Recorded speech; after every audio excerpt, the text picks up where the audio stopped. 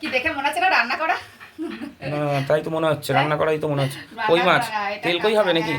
মানে সব দিয়ে মাখিয়ে রেখেছো? হ্যাঁ, জিরে ধনে শুকনো লঙ্কা দিয়ে লবণ হলুদ দিয়ে সরষের তেল দিয়ে ভালো করে মেখে। তাহলে বন্ধুরা দেখছেন যে মাছগুলো দেশি কই, দেশি কড়াইতে চলে যাবে। ঝাল লাল লাল লাল লাল ঝাল ঝাল। হ্যাঁ, এইটা হচ্ছে লাল লাল ঝাল ঝাল, মানে এতে তো জল পড়বে না? না না এইটা এরকম বাটিটা একটু ধুয়ে দেবো। ও বাটিটা ধুয়ে একটু দেবা। দেখুন তাহলে দেখলেন তো, ওটা হচ্ছে ওর মধ্যে। আর এই যে মশলাটা বাটিটা অল্প একটু জল দিয়ে ধুয়ে একটু দিয়ে দেবো, বুঝেছো? আচ্ছা, এবার ঢেকে দেবো। ঢেকে দেবো আস্তে আস্তে দিয়ে, তাই তো? আস্তে আস্তে দিয়ে, তাই তো? ভেবেছিলাম তো লাউ পাতা দিয়ে করবো, বুঝেছো?